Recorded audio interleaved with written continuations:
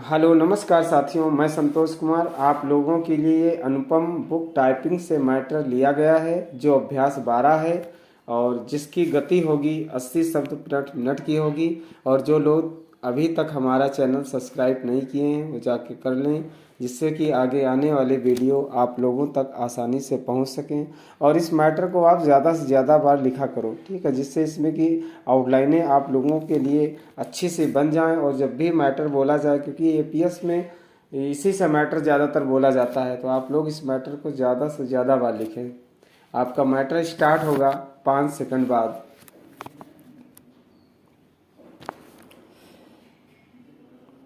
Start. संयुक्त राष्ट्र संघ के ढांचे में आमूलचूल परिवर्तन की मांग वैसे तो पिछले 3 दशकों में अनेकों बार उठाई जा चुकी है, लेकिन अब यह मांग जोर पकड़ती दिखाई दे रही है।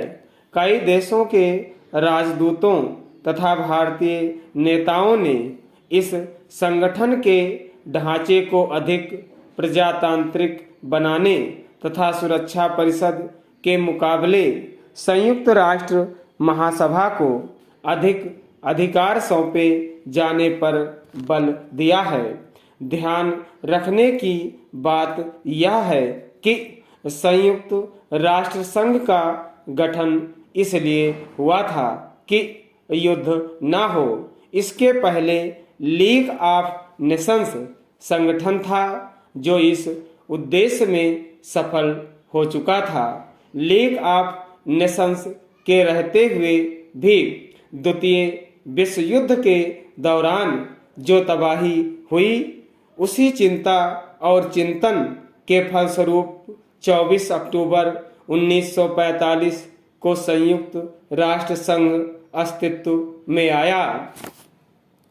इसके चार्टर में पहला उद्देश्य यही घोषित हुआ कि अंतर्राष्ट्रीय शांति और सुरक्षा बरकरार रखी जाए। संगठन में सुरक्षा परिषद को केंद्रीय महत्व दिया गया।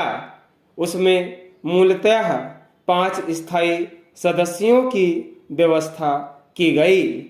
5 स्थायी सदस्यों अमेरिका, सोवियत संघ, ब्रिटेन, फ्रांस और चीन को वीटो पावर से सम्मान किया गया ताकि फिर किसी विश्व युद्ध की पुनरावृत्ति नहीं हो। लेकिन यह विशेष व्यवस्था ही गहरे मतभेदों का कारण बनी। प्रारंभ में अमेरिका ने चीन को स्थायी सदस्य बनाने के बजाय फार्मोसा को चीन मानकर उसे सुरक्षा परिषद में बैठाए रखा। 24 अक्टूबर सन 1971 में जाकर चीन को वास्तविक प्रतिनिधि होने की मान्यता दी गई। इसके पूर्व भी सुरक्षा परिषद के ढांचे को बदलने की मांग बराबर उठती रही थी। इसलिए सन 1965 में सुरक्षा परिषद के अस्थायी सदस्यों की संख्या 6 से बढ़ाकर 10 करनी पड़ी थी। फिर भी जो असंतोष था वह कम नहीं हुआ।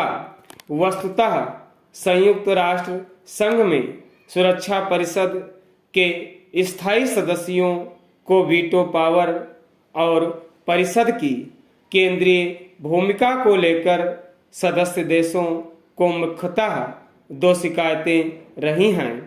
पहली यह कि परिषद में वीटो पावर के जरिए द्वितीय विश्व युद्ध के 4 विजेता देशों सोवियत संघ, अमेरिका, ब्रिटेन और फ्रांस ने अपना वर्चस्व बना रखा है।